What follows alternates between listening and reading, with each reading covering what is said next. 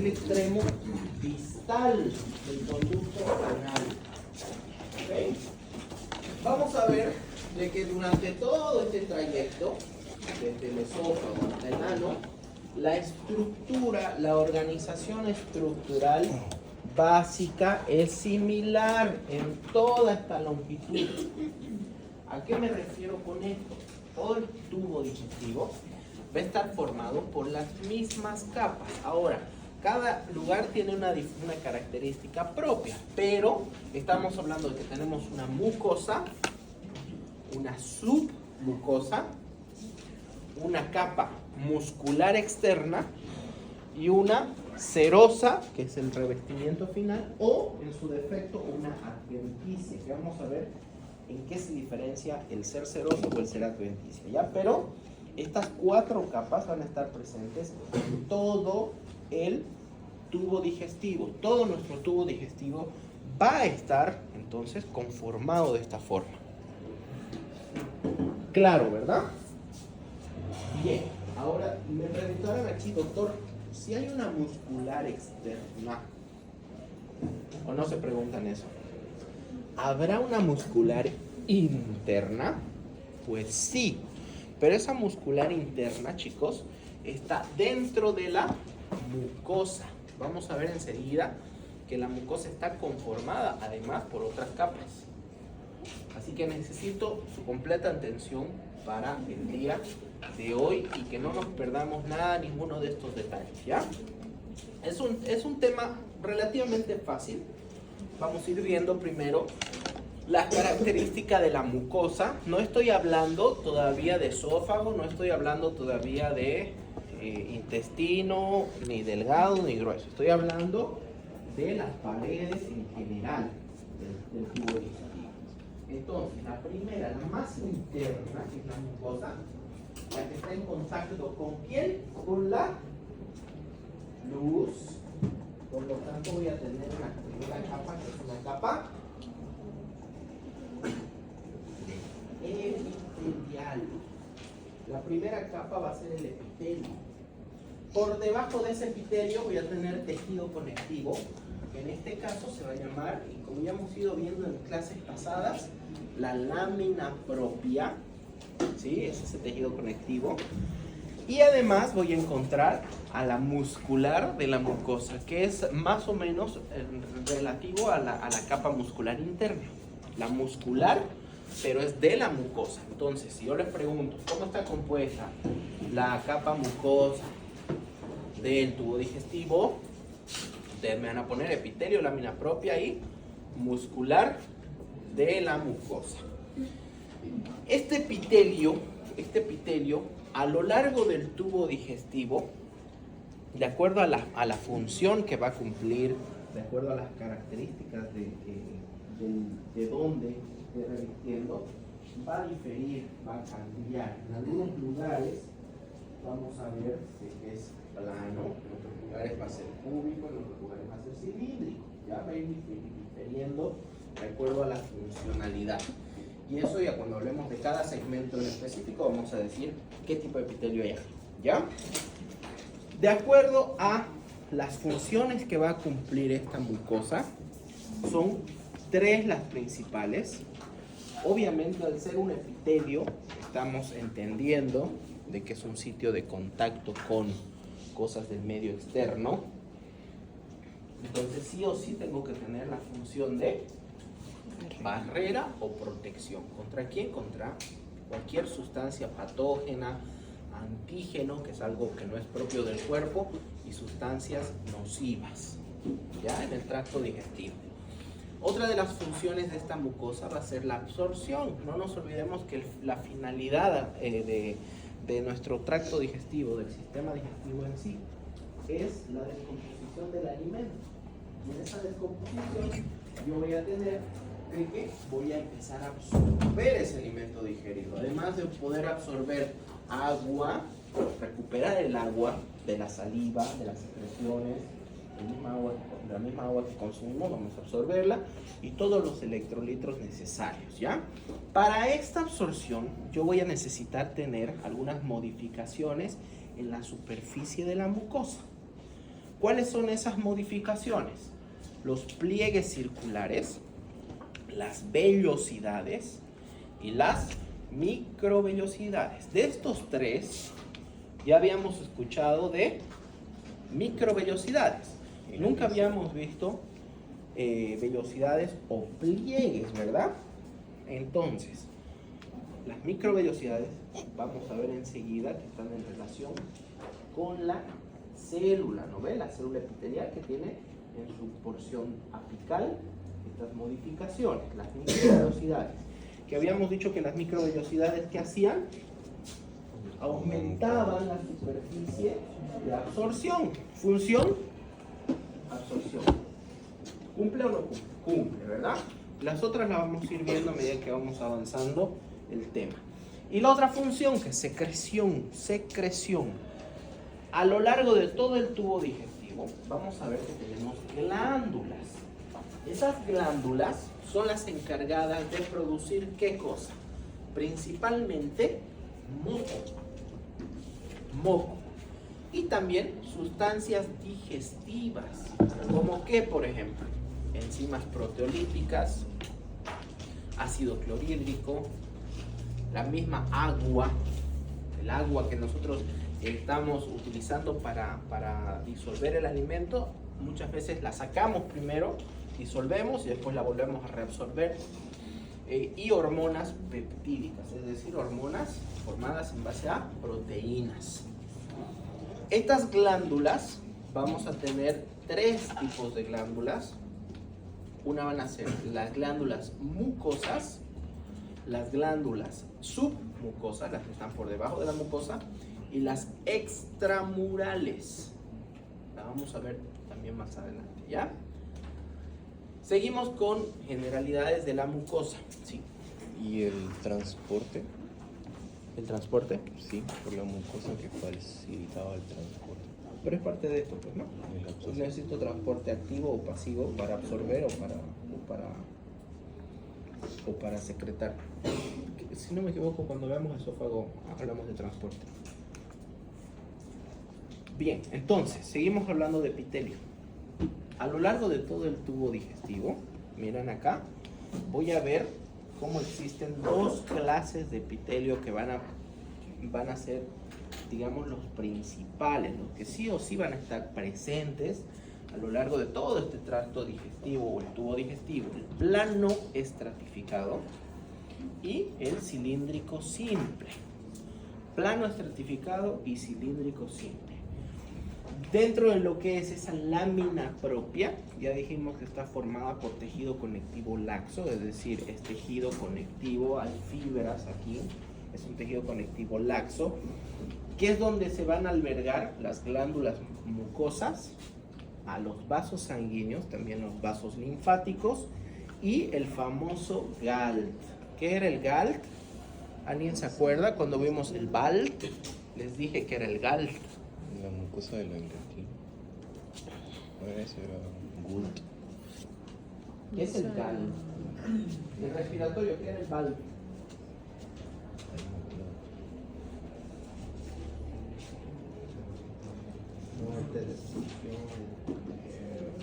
¿Qué era el BALT?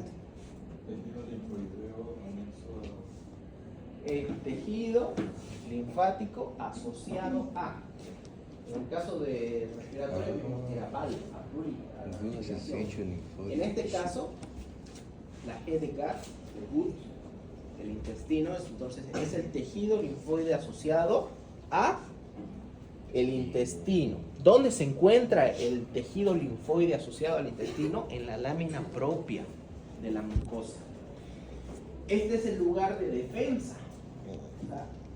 Hemos visto siempre que viene el epitelio y por debajo viene el tejido conectivo, que es donde tenemos células del sistema inmune. Bueno, esto es el GALT, esa porción en la que voy a tener una mayor concentración de estas células, ¿ya? De las células del sistema inmune. ¿Qué más tengo por debajo, formando la mucosa? La muscular de la mucosa. Más adelante van a ver que yo empiezo a abreviar ya esto. LP, lámina propia, MDM, muscular de la mucosa, ¿ya? Así que ya saben ustedes, ¿no? La muscular de la mucosa va a estar formada por dos capas de músculos, una capa interna y una capa externa. La capa interna adquiere una disposición circular, y la externa longitudinal. ¿Qué permite esto?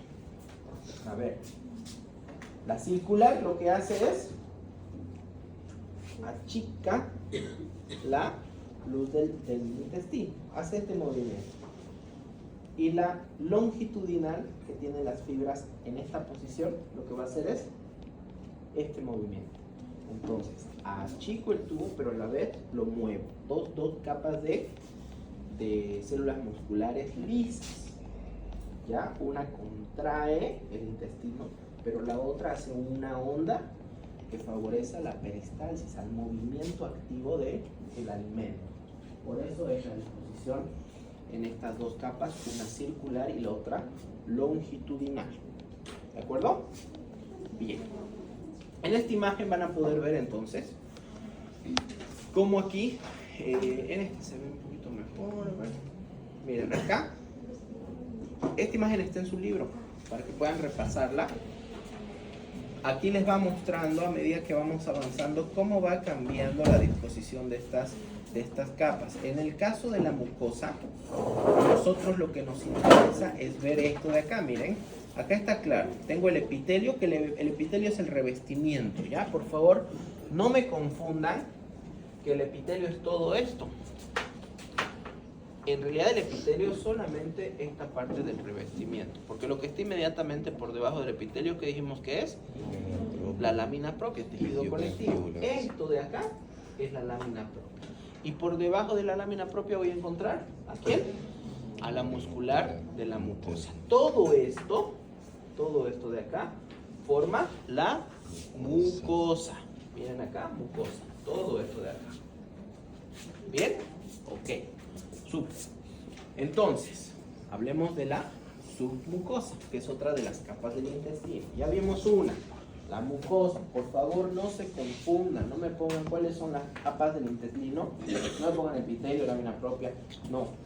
Mucosa, submucosa, ¿ya? ¿Cómo está compuesta esta submucosa? Obviamente va a estar compuesta por tejido conectivo. ¿De qué tipo? Denso y regular. ¿Cuál era la característica del tejido conectivo denso y regular? Mucha fibra, poca A ver, ¿cómo era? Yo sé. mucha fibra. Muchas fibras. ¿Qué era eso? Muchas fibras. Poca sustancia. Ya. ¿Pero qué? Matriz Menor extracelular. cantidad de Eso, matriz matriz extracelular. Pero mucha cantidad de fibras. A diferencia de la lámina propia. La lámina propia es tejido conectivo laxo. ¿El tejido conectivo laxo tiene muchas o pocas fibras? Pocas. Pocas fibras. Tiene pocas fibras y mayor cantidad de células. Es por eso que aquí está el GAL. Porque si yo quisiera ponerlo al GAL en la submucosa, no entraría. Porque las fibras están ocupando mayor espacio. ¿De acuerdo? Entonces, este tejido conectivo denso, irregular, ¿las fibras están ordenadas? No, están desordenadas, por eso es irregular. ¿Cuáles son las características del tejido conectivo? Contener vasos sanguíneos y vasos linfáticos, ¿no? Vasos sanguíneos y vasos linfáticos. Además que el tejido conectivo aloja inervación. A través de él viajan los nervios. Y voy a ver, en este caso de la submucosa, que voy a tener una estructura muy importante para la peristalsis, que es el plexo submucoso de Meissner. ¿Lo han escuchado o lo han visto en anatomía, verdad? No.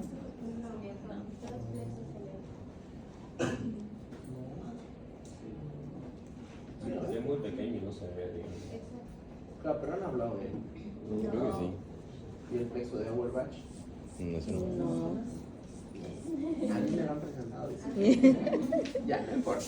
¿Qué es este plexo submucoso de Meissner? Este plexo submucoso es una red de fibras nerviosas, ojo la característica, amielínicas. Red de fibras nerviosas amielínicas, plexo de Meissner. ¿Dónde se encuentra el plexo de Meissner entonces? En la submucosa de las paredes del intestino. Perfecto. ¿Qué más voy a encontrar en este plexo de Meissner? Células ganglionares. ¿Okay? Y parte de la submucosa también son las glándulas submucosas. Ya vemos entonces que tenemos glándulas mucosas y ahora glándulas submucosas. Bien. Siguiente capa, la muscular externa. Esta está formada por dos capas concéntricas de músculo liso. Son relativamente gruesas, más gruesas que las de la mucosa. Obviamente aquí podemos ver, miren, la muscular, sus dos capas. Aquí hay una y aquí hay otra. Y si podemos observar bien, la orientación de las fibras musculares, una es circular, que es la más interna, y la externa viene a ser longitudinal, al igual que en la mucosa. ¿Sí? Porque ¿cuál es la función que van a cumplir? Exactamente la misma. Fortalecen el estímulo de la peristalsis, el movimiento del contenido intestinal. ¿De acuerdo? Entonces, tengo estas dos capas y hay una particularidad. Entre estas dos capas hay una pequeña lámina de tejido conectivo. En esta pequeña lámina de tejido conectivo vamos a ver que se va a albergar este plexo mientérico o también plexo de Auerbach o Auerbach, para que quiera pronunciarlo bien. ¿No es, Natalia? Porque en alemán no es Auerbach. ¿Sí? Y el que quiera pronunciarlo en cambio es Auerbach. ¿Ya? Entonces, ¿esto qué contiene? ¿Qué contiene este plexo mientérico de Auerbach? Somas. ¿Qué son los somas? Los cuerpos de las neuronas parasimpáticas. Postganglionares faltó aquí. Las neuronas del sistema nervioso entérico. Y obviamente voy a tener también en este plexo vasos sanguíneos y vasos linfáticos. ¿De acuerdo? Entonces, pregunta de examen. ¿Dónde se encuentra el plexo mientérico de Auerbach? En la capa muscular. Entre las dos capas musculares de la muscular externa. El tejido conjuntivo. Exacto. La lámina, la delgada, ya, eso ya. Ahí ustedes me la charlan, ¿no? ¿Se entiende? ¿Se entendió? Entonces, Meissner, submucosa. Auerbach, muscular. Seguimos hablando de la muscular externa. En varios puntos del tubo digestivo,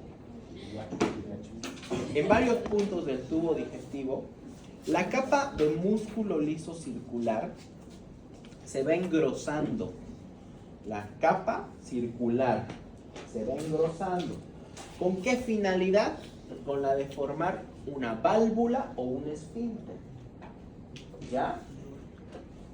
¿Cuáles son esas válvulas o esfínteres? Bueno, y en esos lugares en los que se va a empezar a notar este engrosamiento de esta capa circular de la mucosa de la muscular externa. El esfínter faringoesofágico es el primero. Esfínter faringoesofágico. ¿Dónde estará? Estará en la frontera entre la faringe y el esófago. Este esfínter también es conocido como el esfínter esofágico superior.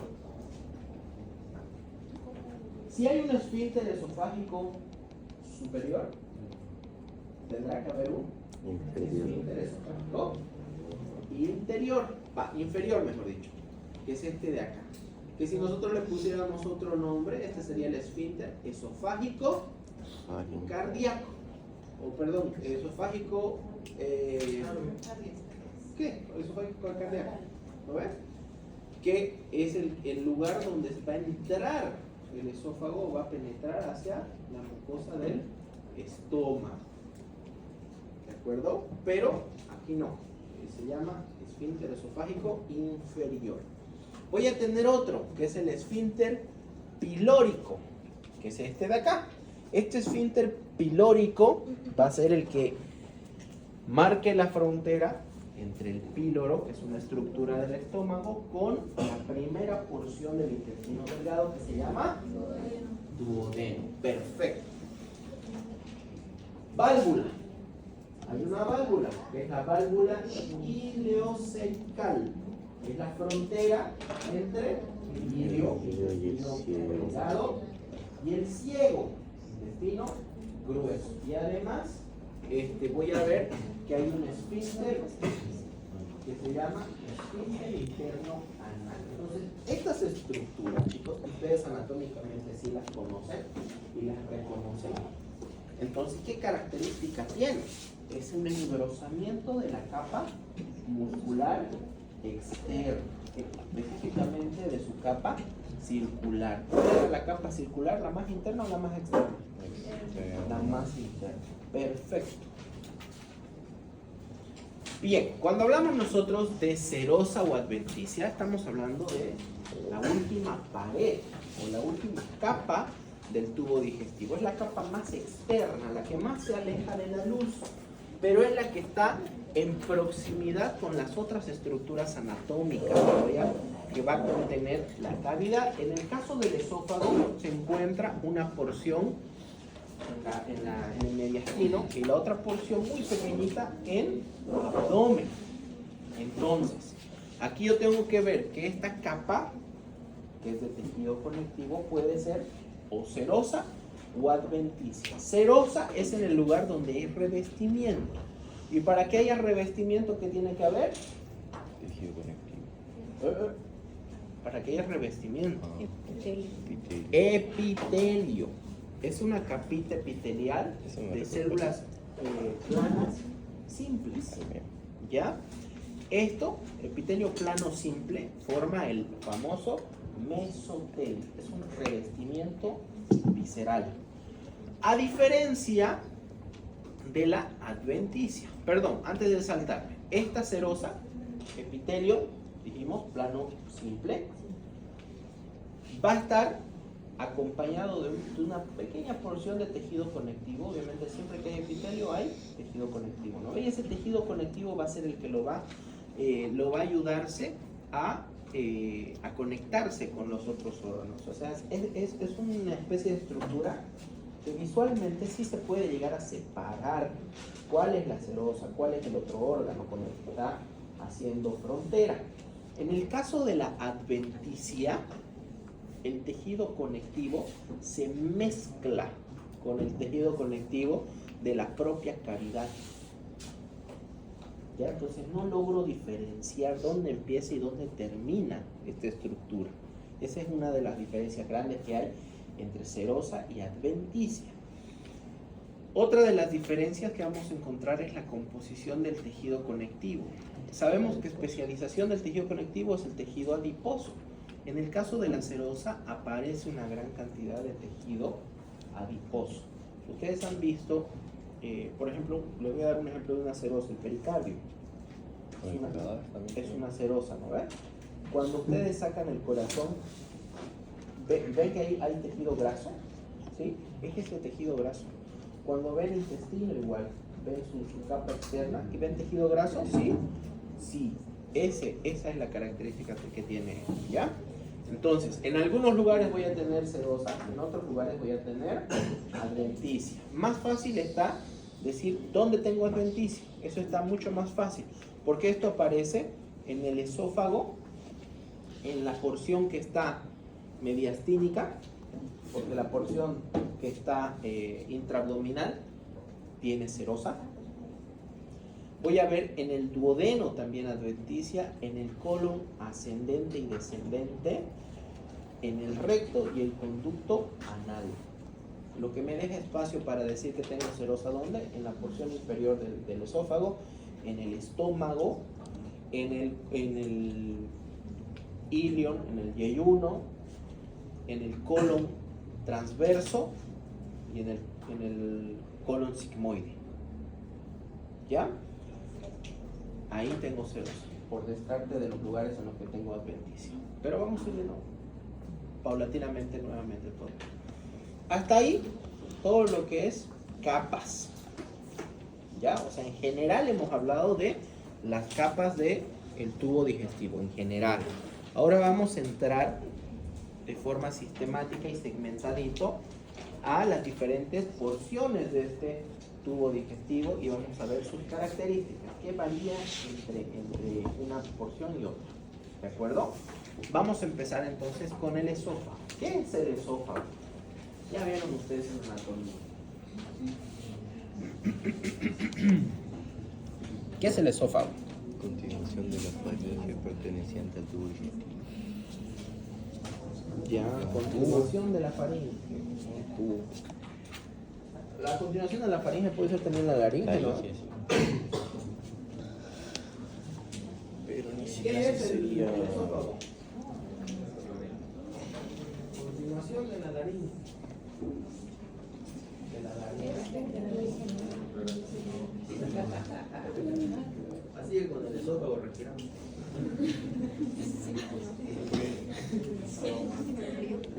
El esófago, chicos, es un tubo, mira, ni para leer, che, aquí está. Es un tubo muscular. Es un tubo muscular que es fijo, o sea, no tiene movimiento. ¿Cuál va a ser su principal función del esófago? Conexión. ¿Conexión entre qué? Entre la cavidad bucal y el resto del tracto digestivo. Otra de las funciones que tiene es simplemente paso, es el paso del alimento. ¿Ya? Esa es la función principal que tiene el esófago. ¿Este esófago va a tener las 4 capas? Tiene sus 4 capas. Vamos a ir revisándolas. En la mucosa, ¿cómo es su epitelio? Su epitelio es plano, estratificado. Acá podemos ver una imagen histológica donde tengo esta parte de acá, que es el epitelio. Miren, son células planas estratificadas. ¿Por qué será estratificado plano? Ya ustedes ya estamos por terminar el año.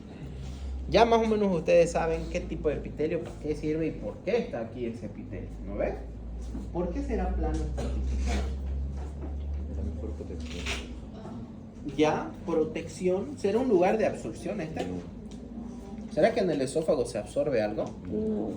No, ¿ve? Entonces, esto de acá, ¿de qué habla? Permeabilidad. Esta unión de todas estas células planas y ordenadas en tantos estratos, me hablan acerca de que esto no tiene casi permeabilidad. ¿De acuerdo? Defensa, protección. ¿Cuántos de ustedes comiendo pescado se han tragado una espina? Más de uno acá, ¿no? O que tal vez estaban comiendo pollito y el huesito del pollo, ¿no ves? ¿Qué pasa así? ¿Lo hace ver a tu abuelita en calzón? Sí. Pasa, ¿no ves? ¿Dónde creen que se atrapa? ¿Dónde creen que se atrapa? ¿Dónde creen que se impacta ese alimento? Uno de los lugares es a este nivel de esófago. Entonces, si yo tuviera una mucosa débil acá, fácilmente podría generar un sangrado. ¿Por qué? ¿El tejido epitelial es vascularizado? Sí. El tejido epitelial es avascular. Si yo tuviera un tejido epitelial muy delgadito, que inmediatamente viene el tejido conectivo, que sí es vascularizado, entonces sangrado rápido, ¿no? Cualquier lesión así no mío feo al epitelio y sangraría. Entonces, por eso es esto de acá, chicos. ¿Se acuerdan? Yo llevé a propedéutico con casi el 90% de ustedes, me animo a decir. ¿Se acuerdan que yo les dije de que la función está en relación siempre con la forma del tejido y del órgano? Bueno, aquí está, se cumple, ¿verdad? Lámina propia. ¿Va a tener lámina propia? Tiene su lámina propia subyacente, este tejido, esta mucosa, que es similar prácticamente a lo largo de todo el tubo digestivo. Tiene su muscular de la mucosa, también la tiene. ¿Que a qué va a contribuir esa muscular de la mucosa? Con el proceso de la deglución, ya de hacer pasar el bolo alimenticio. Su submucosa está formada, ya saben ustedes, por tejido conectivo denso y regular, vascularizado, muy inervado. Ya vimos aquí que está el plexo de Meissner. Y tenemos también glándulas mucosas, productoras de moco. ¿Para qué se produce moco? Facilitar el Para paso. lubricar. ¿No ves? Para lubricar. Entonces acá tengo, chicos, miren, tengo acá mi corte histológico. Acá tengo la... ¿Qué será esto? El epitelio. Esto blanco. Esa es la luz, pues. Ah, la luz. Eso es la luz. La luz. Y quiero que vean algo. ¿Se lo ve redondito, redondito? No. No ve.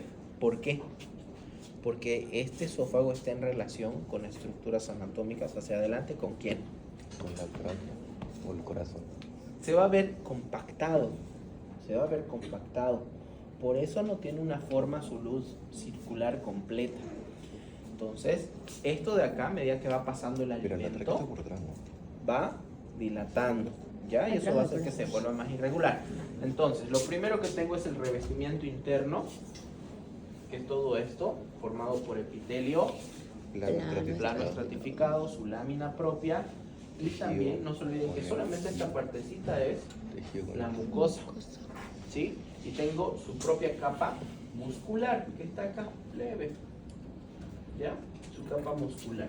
Por debajo de esto voy a tener a la submucosa. Miren, acá me marca submucosa, hasta aquí. En la submucosa les dije que voy a encontrar ¿a quién? A las glándulas mucosas, las glándulas productoras de moco. ¿Qué más va a haber aquí en la submucosa? El plexo de Meissner. Voy a tener vasos sanguíneos o no. Sí. Acá miren, hay vasos sanguíneos. Y aquí está otra glándula mucosa. Miren, otra glándula mucosa y vasos sanguíneos, vasos linfáticos. ¿Bien? Ok. ¿Y eso azul qué sería? ¿Cómo se veía el plexo de No, Meissner? abajo. Al lado de la glándula mucosa hay algo azulito. ¿Esto? Sí. Nódulo linfático. Esto es parte de de los nódulos linfáticos. Más adelante vamos a ver que eso se llaman placas de Peyer, porque aumentan su cantidad. Esófago, entonces, chicos, sigamos con sus capas. La muscular, acá hay un cambio, ojo, acá atención. La muscular externa va a tener una capa circular interna. Va a tener una capa longitudinal externa. Son dos capas que hay, ¿verdad? Sí. Ahora, ojo, en el tercio superior, el esófago lo vamos a dividir en tres porciones.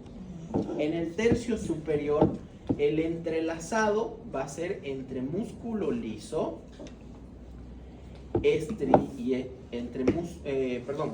vamos a tener mayor composición de musculatura lisa. En el tercio medio vamos a tener un entrelazado entre músculo estriado y músculo liso. Y en el tercio inferior, nuevamente, vuelve a ser músculo liso. Ah, está cortado. ¿De acuerdo? Miren cómo va cambiando la composición de la mucosa, de la muscular externa, ¿ya? Entonces, en el tercio superior vamos a tener músculo estriado. En el tercio medio vamos a tener un entrelazado entre liso y estriado. Y en la porción inferior, en el tercio distal, vamos a encontrar músculo liso. Esa es la diferencia que hay a nivel del esófago con la muscular externa. Vamos a ver que obviamente que entre las dos capas tenemos al plexo mientérico de Auerbach, que es el encargado de la peristalsis, del movimiento de estas capas musculares. Y también vamos a encontrar que la adventicia está en los dos tercios superiores, cuando el esófago está en porción del mediastino, y cuando el esófago está en porción abdominal, está revestido por serosa. ¿De acuerdo? Entonces, adventicia, serosa, por debajo del diafragma, ¿no? Cuando penetra la cavidad abdominal.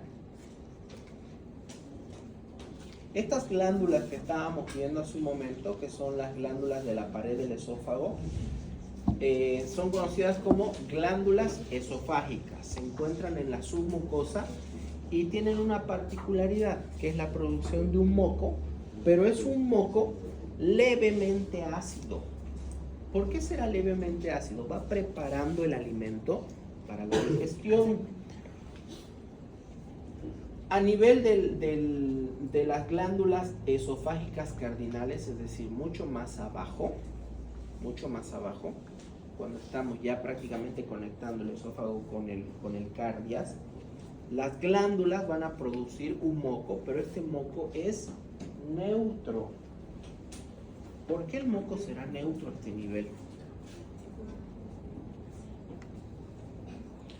A nivel, digamos, donde el esófago se va a conectar ya con el estómago, ¿por qué el moco que se está produciendo es más neutro? O sea, el pH del moco, ¿no? Porque el estómago tiene bastante grasa. ¿Por qué? Para neutralizar el pH del estómago. Porque el pH del estómago, ¿cuánto era? ¿Se acuerdan? 2, 3. 1 a 3 de pH, o sea, acidísimo.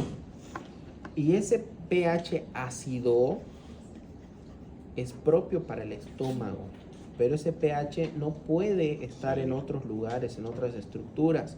¿Y qué pasa cuando una persona empieza a tener relajación del esfínter esofágico inferior? Empieza a ver reflujo, ¿verdad? ¿Y qué síntoma es el que manifiesta su paciente cuando hay reflujo? Acidez. La pirosis. ¿Qué ¿Ya? es? Ya no se llama acidez. Pirosis, esa sensación de ardor retroesternal, eso se llama pirosis, ¿ya? Eso, ¿qué les está advirtiendo? ¿Qué te está diciendo eso? Que tu paciente está empezando a tener problemas relacionados con la secreción del ácido o con la motilidad del esfínter. Hay una hipersecreción de ácido o el esfínter está, tal vez no está trabajando bien. Hernia de hiato. ¿A qué te lleva esto? ¿A qué te lleva esto?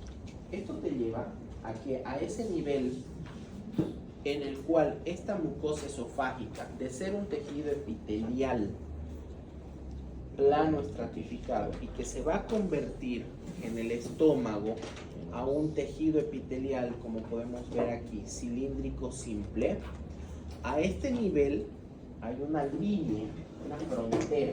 Esa línea se llama la línea Z. ¿Ya? Les estoy adelantando lo que van a ver en próximos años. Pero es importante que sepan porque estamos tocando este tema. A este nivel hay una transición del epitelio. ¿Ya? Que es normal, es natural. Porque ahora ese epitelio tiene que resistir y tiene que además ser un epitelio productor. ¿Sí? ¿Qué pasa? Esta mucosa empieza a sufrir una metaplasia.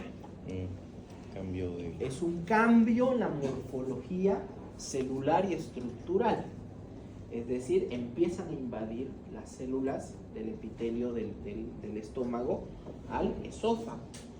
¿Y eso qué se llama? Eso se llama esófago de Barrett, con doble R, esófago de Barrett. ¿Ya? Esófago de Barrett. El esófago de Barrett, chicos, es una formación precancerígena. Ya es una metaplasia. Entonces, esto es productor a la larga de cáncer de esófago. Es un indicador, ¿ya? Es un indicador el tener el esófago de Barrett, de que ese paciente ya está ahí de hacer una neoplasia. Esa es la importancia de estas glándulas esofágicas cardinales, de neutralizar con ese moco neutro, tratar de hacer de que la acidez que está subiendo en el reflujo, porque es normal el reflujo muchas veces, pero que ese reflujo se va a mezclar con este moco y se va a tratar de elevar un poquito más el pH para que no cause un cambio en la morfología del epitelio esofágico. ¿Sí? Bien. Estómago. Hablemos del estómago entonces. ¿Qué es el estómago? Es una dilatación del tubo digestivo. Hay quienes dicen es un reservorio. No, no es un reservorio. Es una dilatación del tubo digestivo que lo único que va a hacer, no lo único, ¿no? Pero su principal objetivo es convertir el bolo alimenticio, lo que se llamaba bolo, en quimo. Cuando tú agarras tu sándwichito, aquí se llama sándwich de miga con pollo y espinaca. Yo lo meto a la boca y ¿qué se llama? Bolo. ¿No ven? A medida que va bajando, el bolo alimenticio llega al estómago y se convierte en quimo. Perfecto. Histológicamente hablando, porque no me van a decir, doctor Pino dice, ¿ya? Histológicamente hablando, el estómago lo voy a dividir en 3 regiones. ¿Ya? Histológicamente hablando,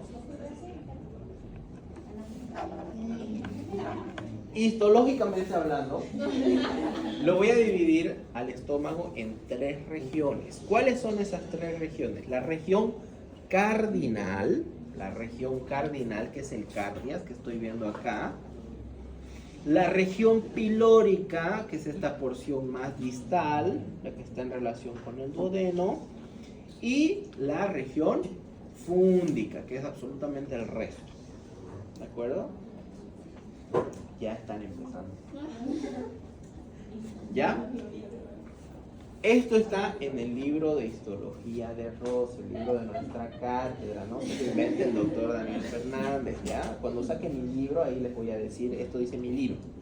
Esto está en el Ross, entonces nos vamos a pegar a lo que dice esto.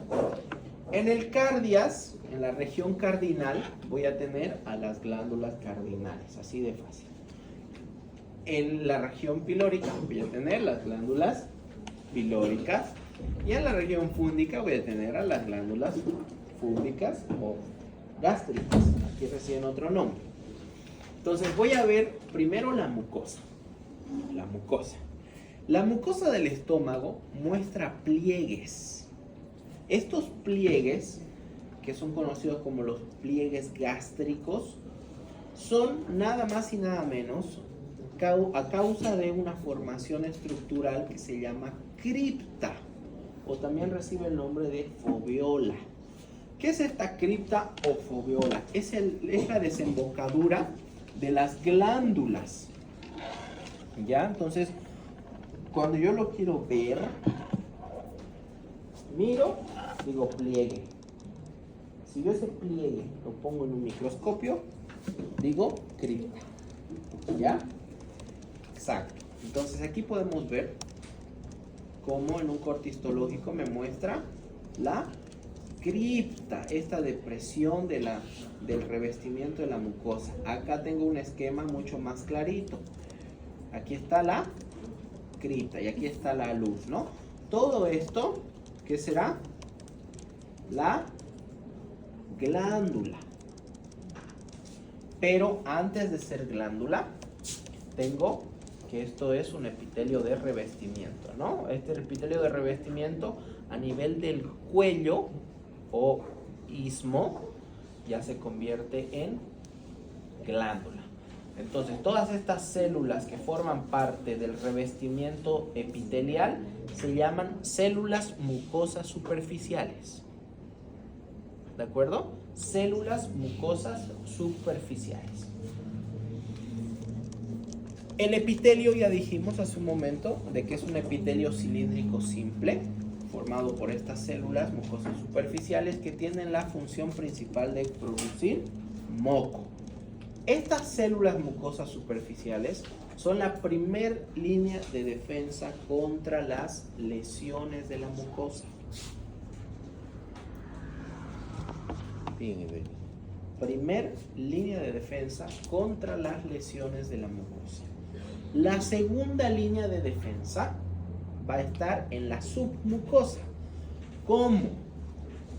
Con la regulación que tienen ellos de la regulación de los vasos sanguíneos, es decir, con la regulación sanguínea, porque a través de la sangre van a llegar diferentes sustancias, como por ejemplo las prostaglandinas. ¿Qué hacen las prostaglandinas? Estimulan la producción del bicarbonato y forman una película protectora sobre la mucosa.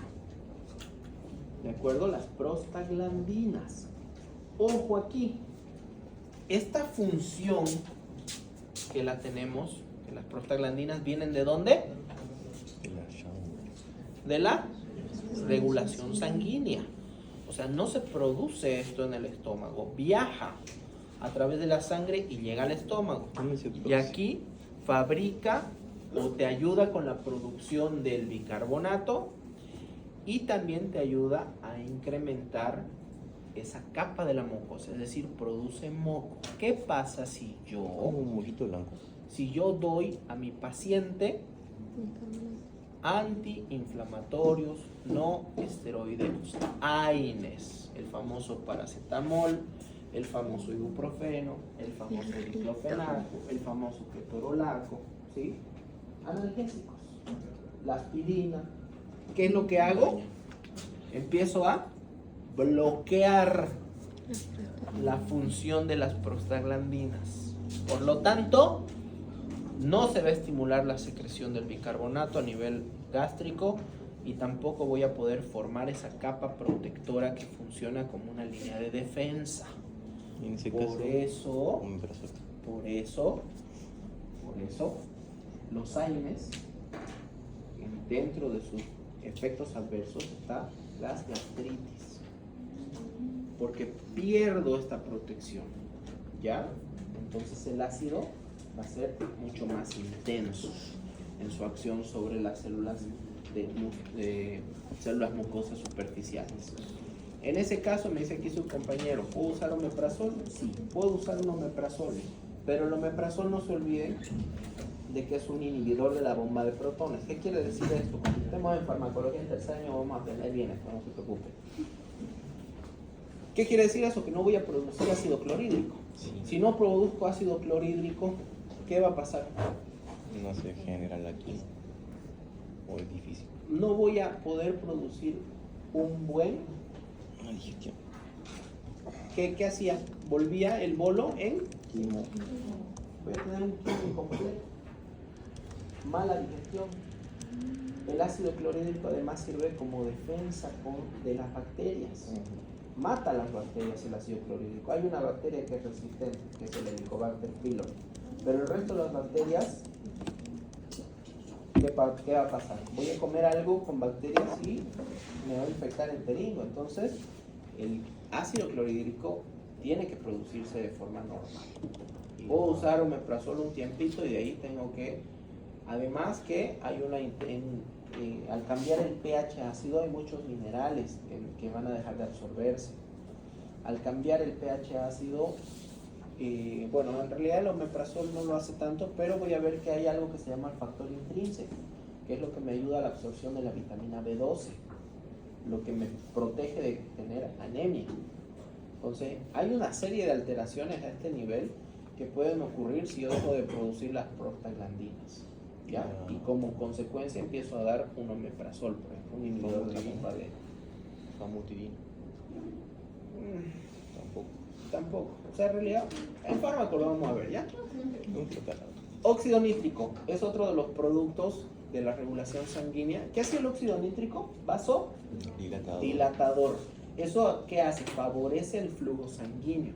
Si favorezco el flujo sanguíneo, mejoro la oxigenación, favorezco el paso de mayor cantidad de nutrientes. Si tengo mayor oxigenación, mejor suministro de nutrientes, tengo una mejor tasa de reparación de la mucosa. ¿Ya? Entonces son formas en cómo se defiende el estómago. Hablemos de la glándula fúndica.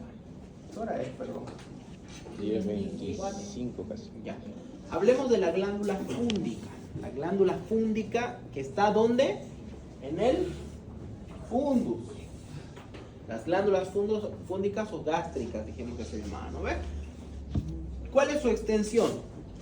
Donde termina la cripta a lo largo de toda la lámina propia. No se olviden que esto es parte de la mucosa. Entonces, donde termina el epitelio y empieza la lámina propia, a lo largo de todo esto está prácticamente la glándula fúndica, hasta la muscular de la mucosa. Si yo veo acá, miren, acá está la cripta. ¿Dónde termina la cripta? Aquí termina la cripta. Y aquí empieza la glándula hasta la muscular de la mucosa. Toda esta parte de acá es la glándula fúndica.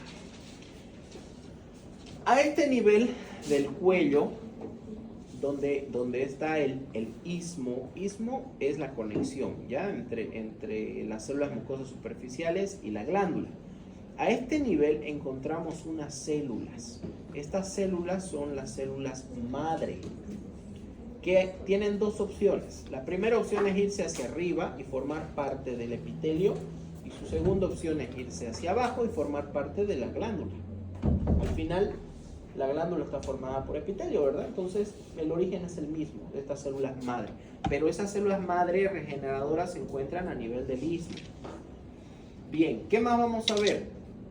Estas glándulas, las glándulas fúndicas o gástricas, tienen una producción aproximadamente de 2 litros de jugo gástrico por día. 2 litros. Esa producción de jugo gástrico, ¿cómo está conformada? Por agua, electrolitos, obviamente ácido clorhídrico, que su pH aproximadamente está entre 1 y 2, y el bacteriostático. Además produce pepsina. ¿Qué es la pepsina? Es una enzima proteolítica, es una enzima que me ayuda a degradar las proteínas. Voy a tener moco también en su producción y el factor intrínseco. Les había dicho hace un momento que el factor intrínseco era indispensable. ¿Para qué? Para la absorción de la vitamina B12. ¿Cómo? El factor intrínseco se fija a la vitamina B12 y eso va a ayudar a que más abajo se pueda absorber de manera correcta. ¿Ya? Si no hay vitamina B12, no solamente se afecta el tema de la anemia, ¿sí? La producción de glóbulos rojos, también se afecta la producción energética de la mitocondria, ¿ya? Entonces tú tienes un paciente cansado. Yo soy ese paciente, dice. ¿Ya?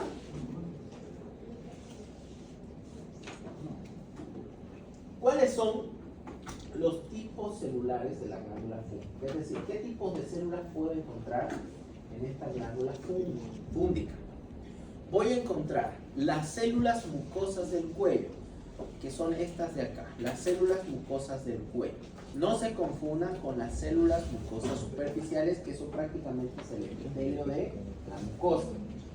Las células mucosas del cuello se encuentran entonces en la región cérvica, en la región del cuello de la glándula fúndica, y es la que produce un moco soluble menos alcalino. Voy a encontrar a las células principales, que son aquellas que van a tener en su interior los gránulos de decimógeno, que son los precursores de la liberación del pepsinógeno, que cuando entra en contacto con el ácido clorhídrico se convierte en pepsina. ¿Ya? Miren, esta es la célula principal. Una célula principal que tiene un núcleo esférico, y estos de acá son los gránulos de decimógeno. En su interior está el pepsinógeno. ¿Qué es el pepsinógeno? Es una proteína. ¿Las proteínas cómo se forman? Con aminoácidos, sí. Bien. ¿Gracias a quién se forman las proteínas? A una gran cantidad de retículo endoplasmático rugoso, ribosomas, ¿sí? Por eso puedo ver acá, miren, una gran cantidad de retículo endoplasmático rugoso. Y estas células principales, además, tienen en la parte superior, miren, como estas pequeñas vellosidades, ¿ya? Microvellosidades, esta parte de acá.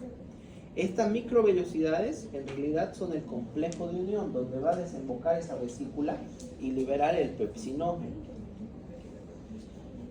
Las células parietales, que son estas de acá abajo, Las células parietales son aquellas que van a tener un extenso sistema de canalículos intracelulares. Toda esta parte de acá son canalículos intracelulares, que además acá adentro hay microvellosidades. ¿Para qué sirven estas células parietales? Estas células parietales son las que van a ayudarme con la producción del ácido clorhídrico. ¿Ya? Acá es donde se va a producir el ácido clorhídrico en estos canalículos. Acá va a salir los hidrogeniones, van a salir el cloro, y aquí adentro se van a unir para formar el ácido clorhídrico. Esta desembocadura sale acá y va ascendiendo hacia la luz.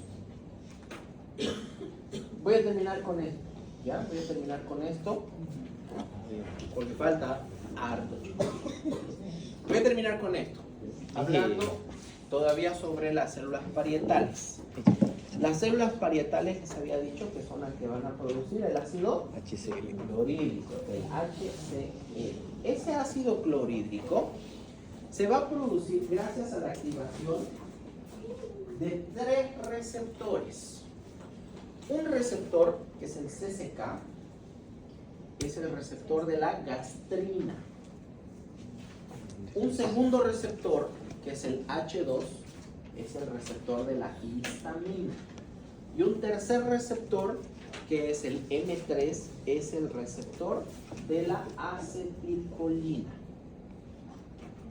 ¿Ya? Entonces tengo 3 activadores de la célula parietal. 3 formas en las cuales yo puedo activarla para que ella produzca ácido clorhídrico. ¿Cómo produce el ácido clorhídrico? ¿Cómo se va a formar? Lo primero, necesito producir primero a los hidrogeniones. ¿Cómo hago esto? Con la acción de la carbonato deshidratasa. ¿Qué va a hacer él?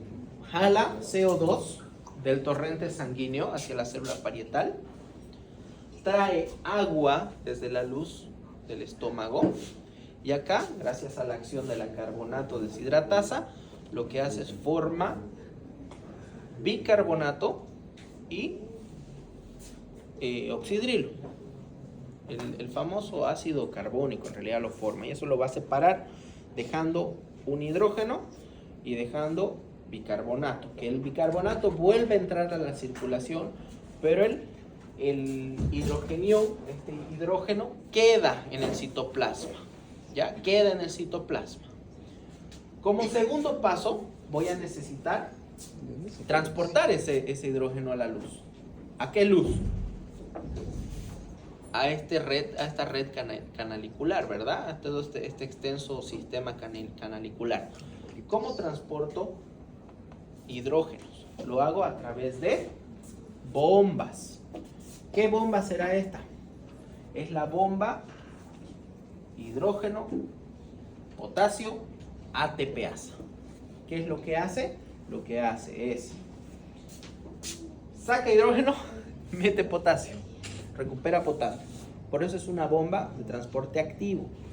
Y ese hidrógeno ya sale a la luz, digamos, de la glándula. Finalmente, tengo que facilitar el transporte del cloro hacia la luz.